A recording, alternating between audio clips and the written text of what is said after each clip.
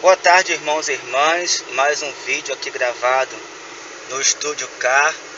E hoje nós vamos falar sobre a oração pelos mortos, que consequentemente fala sobre o purgatório. Muito se tem questionado, principalmente nessa data que passou agora, 2 de novembro, o dia de finados, que a Igreja Católica vai lá cultuar os mortos, que a Igreja Católica crê em espiritismo.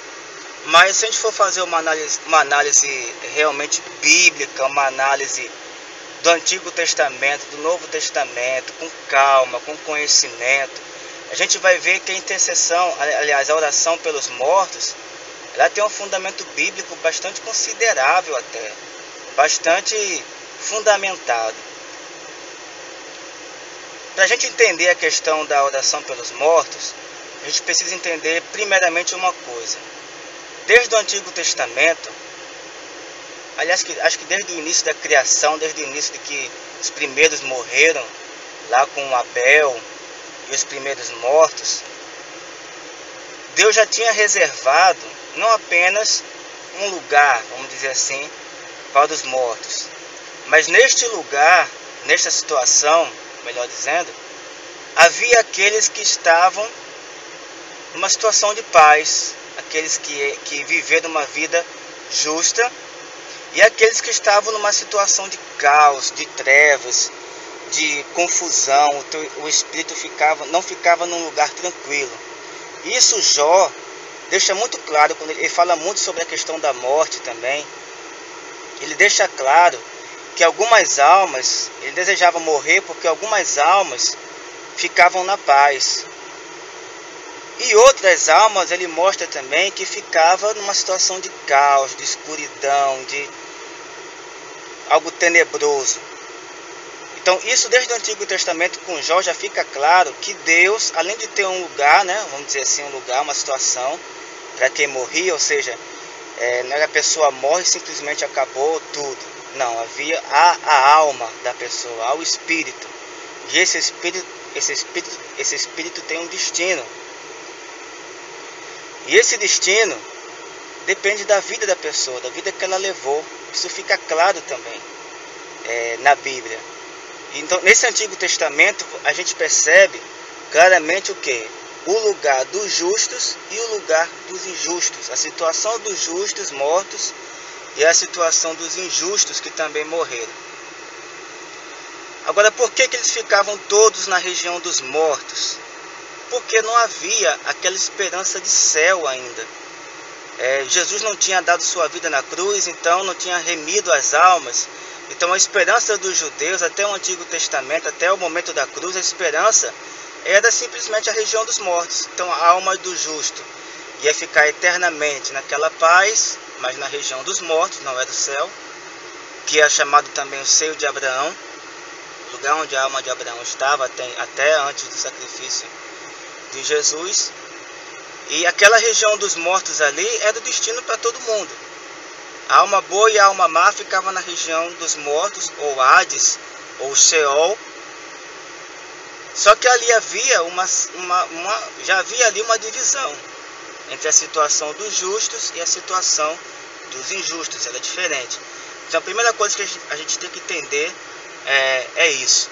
A segunda coisa que a gente tem que entender é que a prática da oração aos mortos, a oração pelos mortos, aliás, a oração pela alma dos mortos, ela não é uma invenção da Igreja Católica, não é uma cópia do paganismo, do ocultismo, não. Ela tem uma raiz bíblica que a gente vai ver agora, bastante importante também. Por exemplo, eu posso começar aqui com os livros deuterocanônicos, ou seja, os livros do Antigo Testamento, que não são aceitos por todos os protestantes, apenas pelas primeiras igrejas protestantes, que começaram rejeitando os livros, mas agora eles já acrescentaram na sua Bíblia esses livros, que no caso, por exemplo, tem o livro de Tobit, e o livro de Judas Macabeus, da família dos Macabeus, cujo personagem principal chamava-se Judas. Então esses dois livros eles falam, em Judas Macabeus, que é uma citação clássica, ele narra um episódio em que ele foi para uma batalha E o exército dele, de israelitas, estavam no pescoço com o cordão, o pingente do cordão era um deus pagão.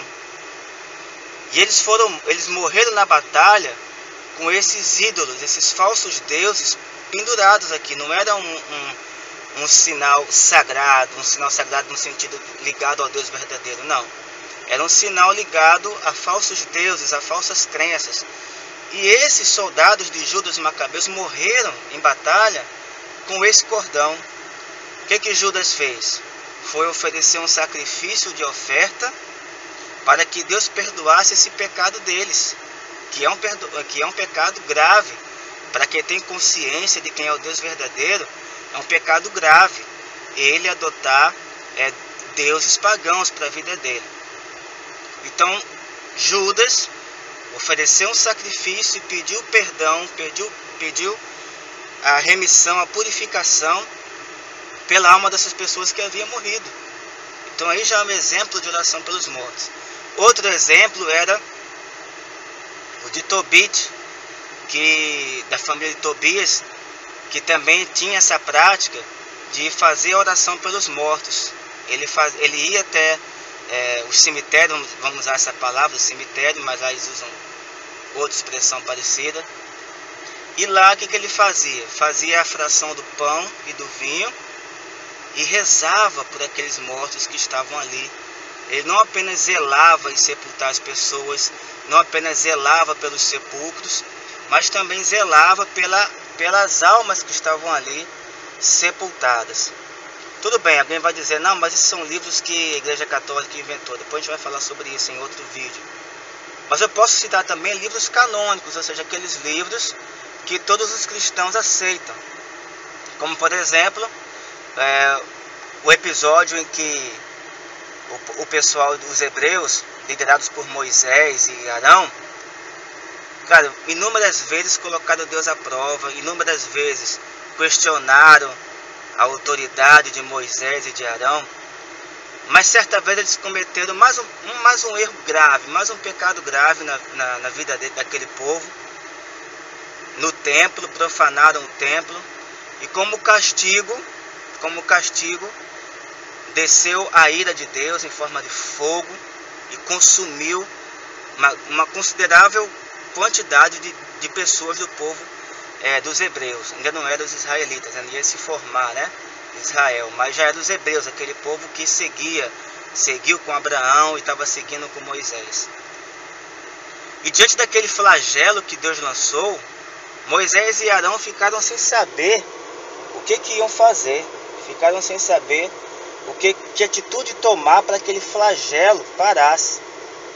Foram clamar a Deus para procurar saber de Deus uma resposta para o que fazer diante daquele flagelo, que atitude tomar diante daquele flagelo.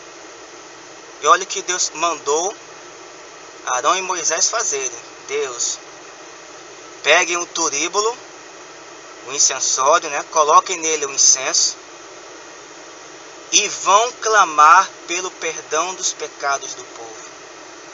Agora veja bem, Deus mandou eles pegarem o turíbulo, o incensório, colocarem o incenso e pedir pelos pecados do povo. Agora veja o detalhe.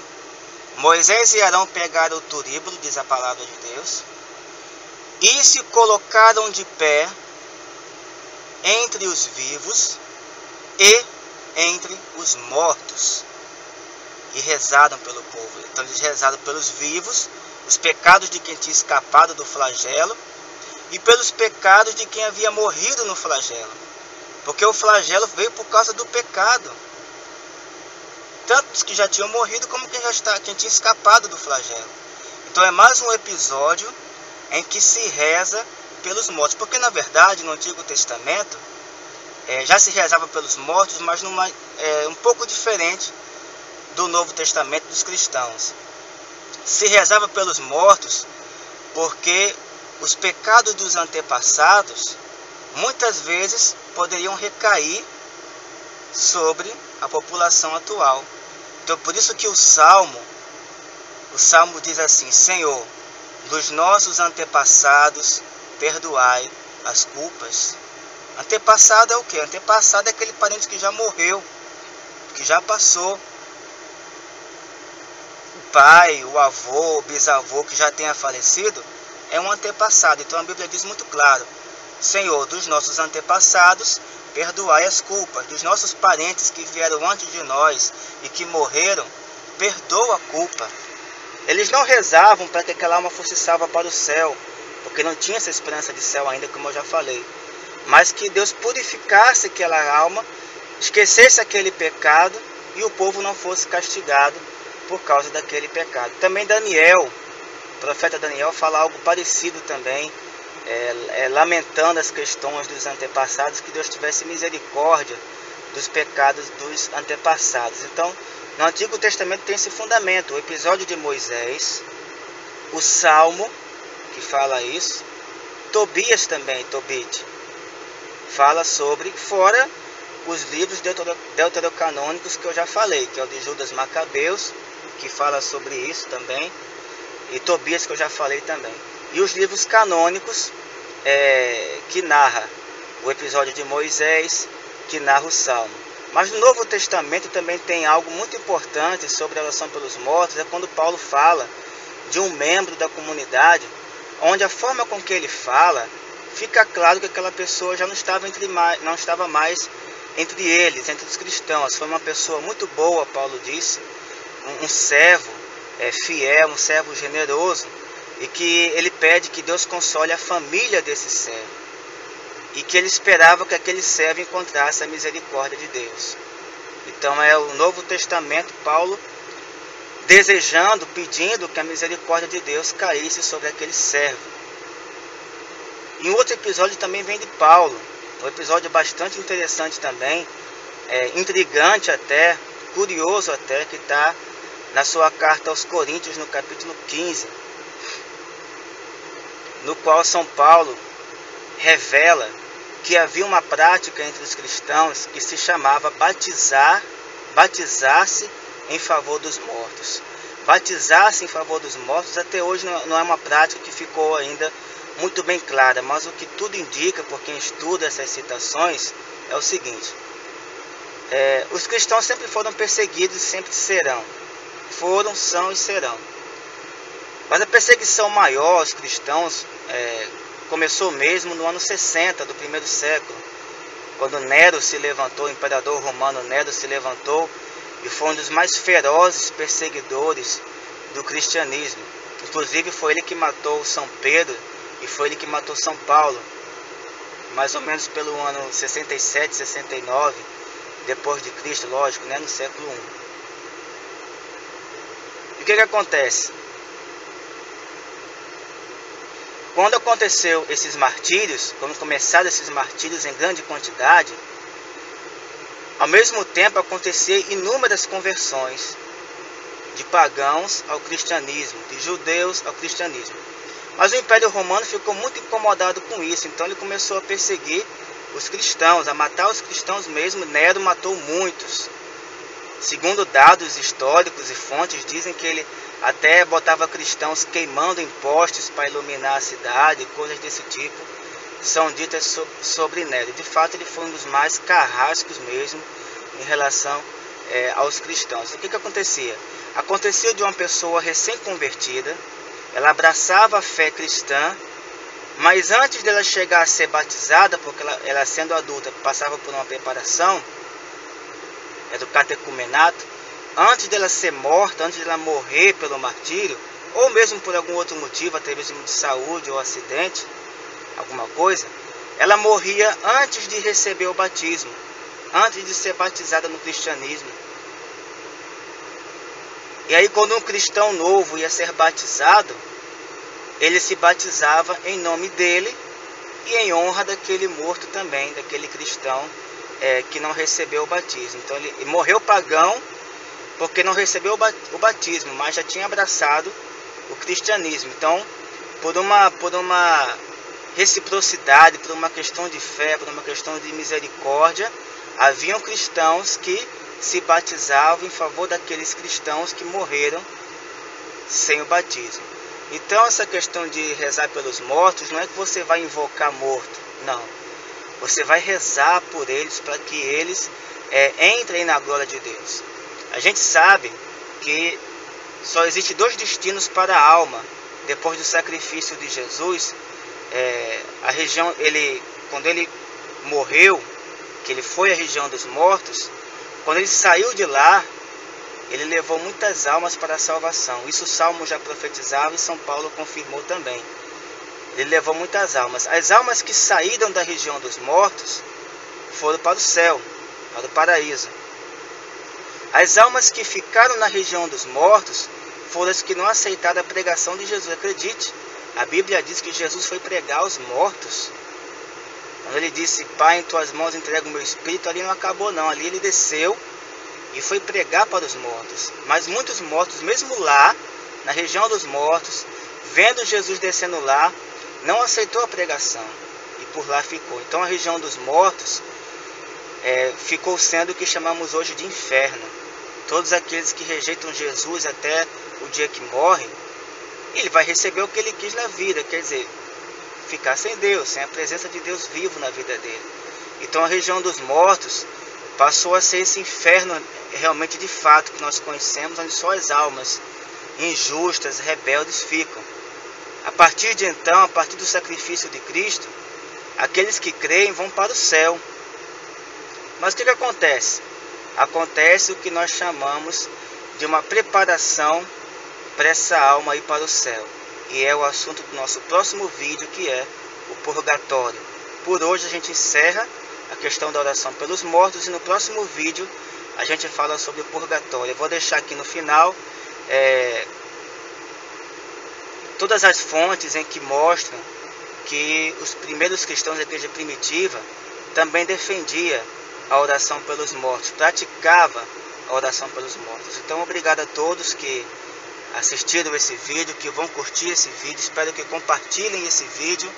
Que Deus abençoe, a paz de Jesus e o amor de Maria. Até o próximo encontro, se Deus quiser.